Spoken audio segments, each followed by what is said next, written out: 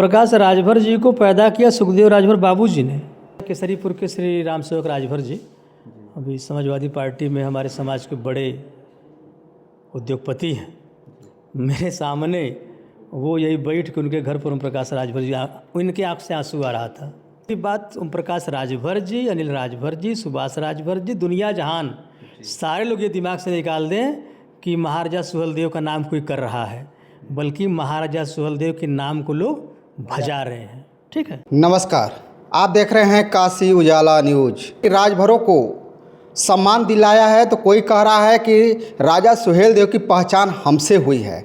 इस सूबे के जो कैबिनेट मंत्री ओम प्रकाश राजभर हों, चाहे श्रम विभाग के मंत्री अनिल राजभर हों, जिस तरह से इन लोगों की जो बयान आ रही है उसी पे हम बात करने जा रहे हैं। डॉक्टर सुभाष राजभर समाजवादी पार्टी के प्रदेश सचिव हैं और हम जानेंगे कि राजभरों को या राजा सुहेलदेव को अगर कोई पहचान या सम्मान दिलाया है तो वो बीजेपी ने दिलाया है।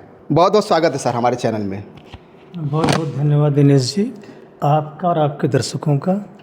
क्या कहना चाहेंगे जिस तरह से अनिल राजभर का एक बयान आया है कि राजभरों को और राजा सुहेलदेव को बीजेपी ने सम्मान दिलाया है, क्या कहेंगे सर? देखिए, मैं किसी कंट्रोवर्सी में नहीं पड़ना चाहता हूँ। मेरा विचार है कि समाज में उत्तेजना की जगह चेतना पैदा करना चाहिए।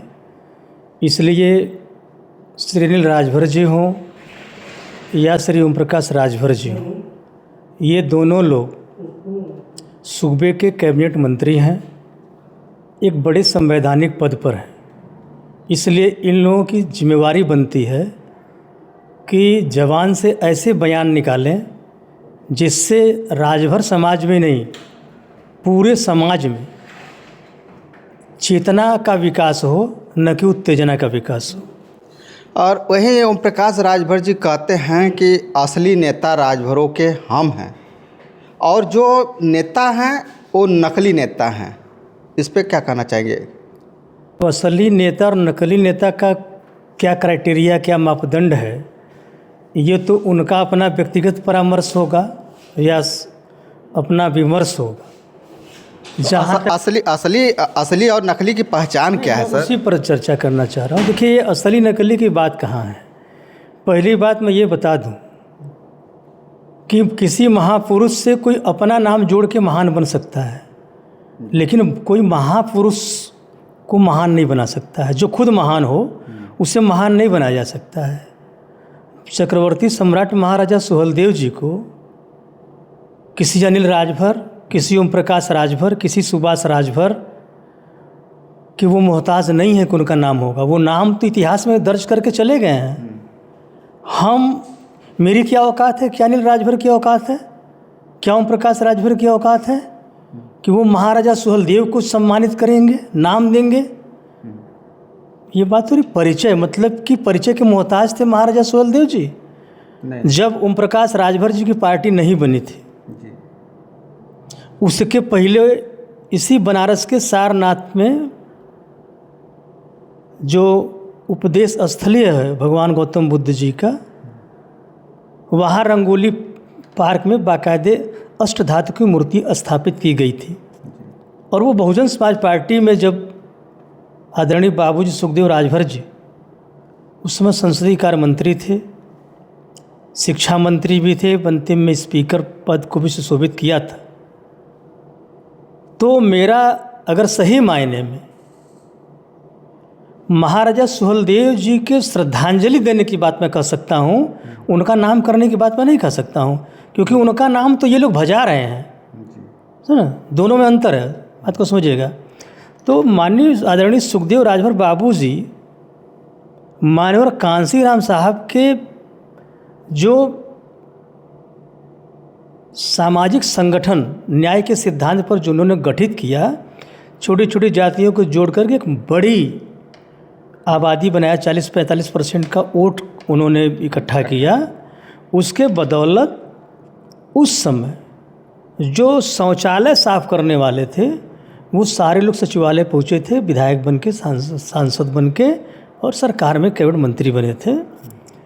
तो अगर मैं कहूँ कि महाराजा सुहेलदेव जी को सच्ची श्रद्धांजलि देने का काम किया, मैं ये नहीं कहूँगा कि महाराजा सुहेलदेव जी को आदरणीय बाबू सुखदेव राजभर जी ने नाम दिया, मैं ये नहीं कहूँगा। उनको सच्ची श्रद्धांजलि दिया तो आदरणीय दिवंगत बाबू सुखदेव राजभर जी दिए, वर्तमान में श्री रामचंद्र राजभर जी हैं वो देते रहे हैं। और उसके साथ साथ मैं पूज्य माननीय कांसीराम साहब को भी नमन करते हुए कहता हूँ कि उनका भी बहुत बड़ा योगदान है, क्योंकि देखिए ये टेक्स्ट बुक में कभी महाराजा सुहेलदेव को पढ़ाया नहीं जाता था जी। विदेशों की लाइब्रेरी में अंग्रेज़ों ने इस पर सबसे ज़्यादा लिखा पढ़ी की थी। अच्छा, सुहेलदेव पर। और जो देखिए पहले क्या, भारत देश के अंदर अभी तक क्षेत्रवार इतिहास नहीं लिखा गया है। जब क्षेत्रवार इतिहास को जानने के लिए आपको डिस्ट्रिक्ट गजेटियर पढ़ना पड़ेगा।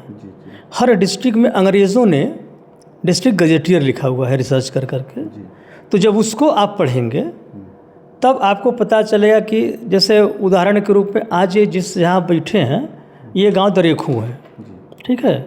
तो अगर क्षेत्रीय इतिहास न लिखा जाए, सिर्फ केंद्रीय इतिहास लिखा जाए, तो क्षेत्रीय इतिहास में जैसे 10 से 15 मैं ग्राम प्रधान था।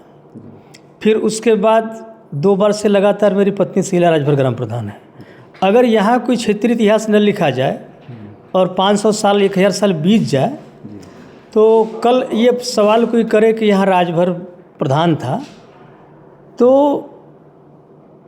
अगर क्षेत्रीय इतिहास नहीं लिखा जाएगा तो लोग भविष्य में हो सकता है भूल न जाए, क्या वो जनबे न करें कि नहीं यहाँ रहे होंगे।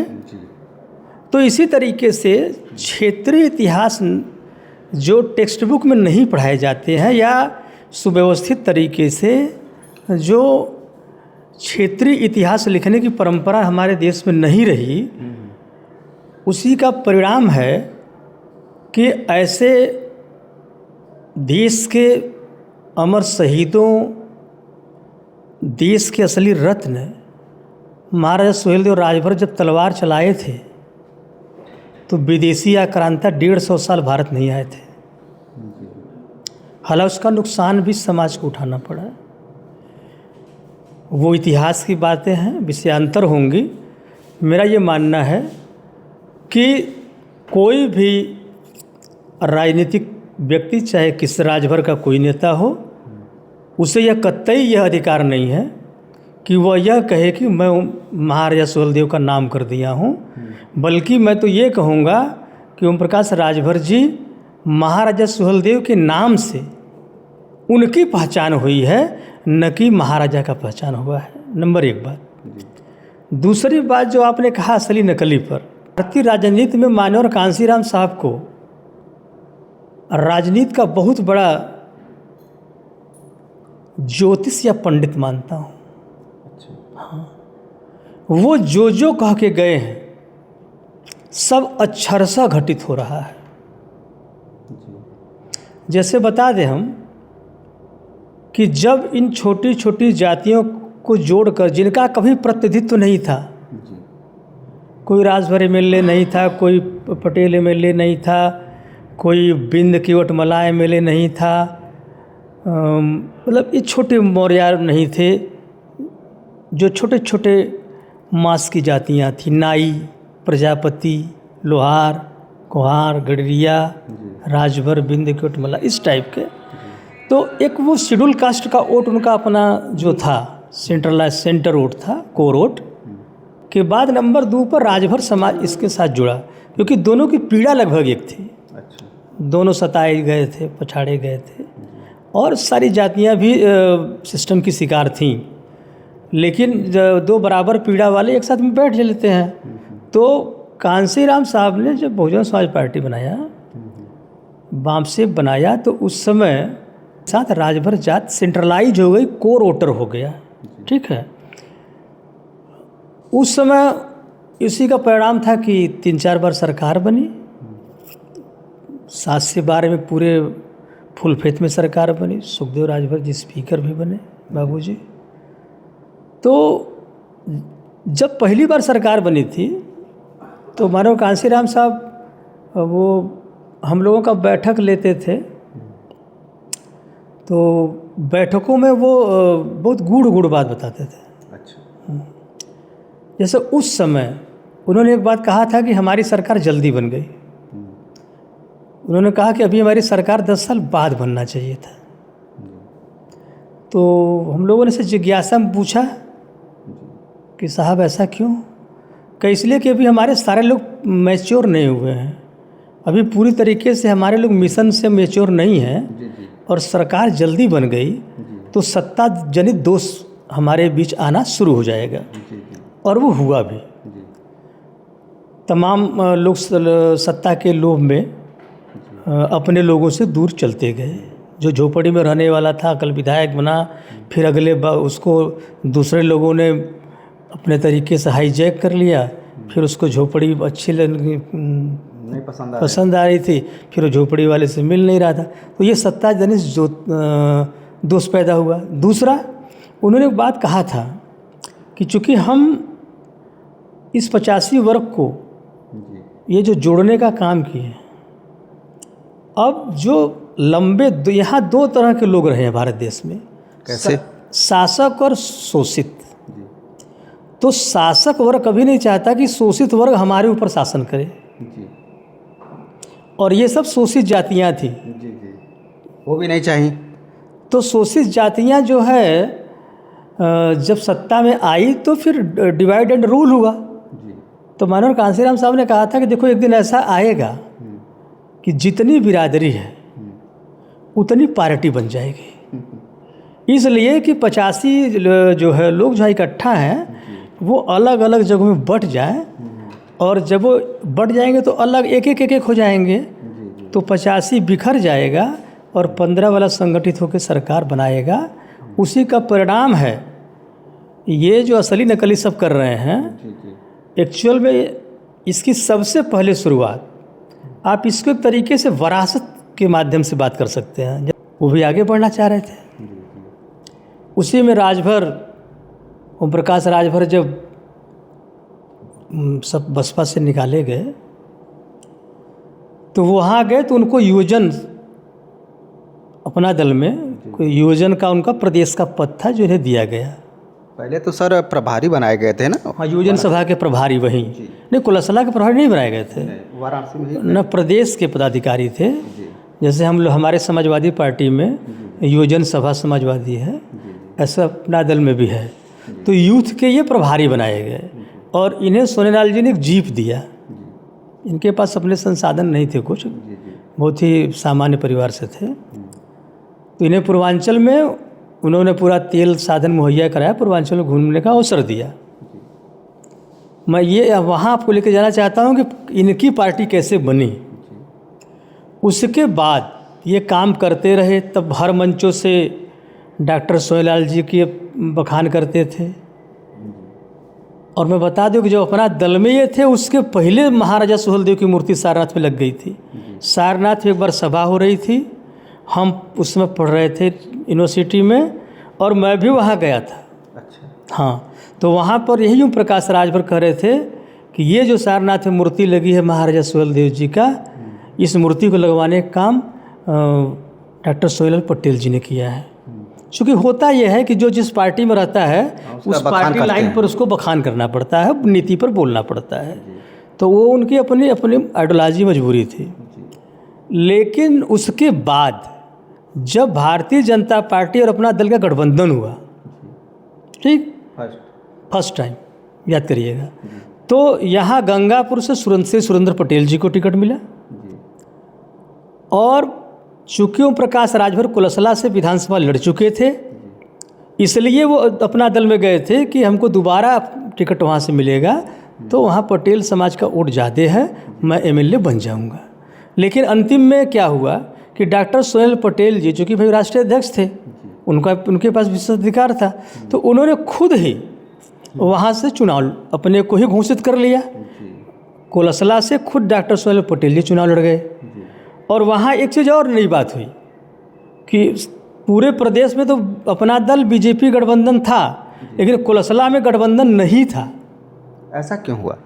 वहाँ अजय राय जी नहीं माने, और अजय राय मतलब चुनाव लड़े। अच्छा। और वहाँ चुनाव जब वो लड़े, पार्टी लेवल पर बात हुई होगी, मैं क्या अंदर खाने में उन लोगों के बीच बात हुई मैं नहीं जानता, पर उस समय एक बड़ा अच्छा शब्द इस्तेमाल किया गया था कि कुलसला में फ्रेंडली फाइटिंग हो रही है। मतलब ये इसको दुश्मनी वाला ये चुनाव नहीं है, दोस्ती वाला चुनाव है, जो जीतेगा अपना होगा। आप समझ रहे हैं? हाँ। तो उसी के पहले जब इनका टिकट कट गया और सोहेल जी चुनाव लड़ गए, उसके बाद ये उस जगह ओम प्रकाश राजभर जी हुए, चाहे मैं होता, जो भी होता, वो दुखी होता, निराश होता, क्योंकि हर आदमी जब एक सपना लेके चलता है तो अगर उसको धरातल पर नहीं ले आ पाता है तो उसको चिंता होगी, दुख होता है। तो उसी तर्ज पर कालांतर में ये हमारे बड़े भाई हैं केसरीपुर के श्री राम सेवक राजभर जी, अभी समाजवादी पार्टी में हमारे समाज के बड़े उद्योगपति हैं। मेरे सामने वो यही बैठ के उनके घर पर ओम प्रकाश राजभर जी, उनके आँख से आंसू आ रहा था कि अब हम क्या करें। फिर उसके बाद उन्होंने इनको समझाया बुझाया, कुछ पैसा वैसा दिया और ये गए। एक चुनाव बीतने के 1 महीने बाद वहीं आपके अब जो कार्यक्रम स्थल नहीं है कचहरी का, बरगद के नीचे इन्होंने एक दरी बिछाया और सोनेलाल जी से अनुसरण लेते हुए या मानवर कांसीराम की उस भविष्यवाणी को सिद्ध करते हुए इन्होंने अपना दल के तर्ज पर कहा कि आज से हम लोगों की भी पार्टी होगी, तो पार्टी का नाम क्या रखा जाए जिससे राजभर अट्रैक्ट हों।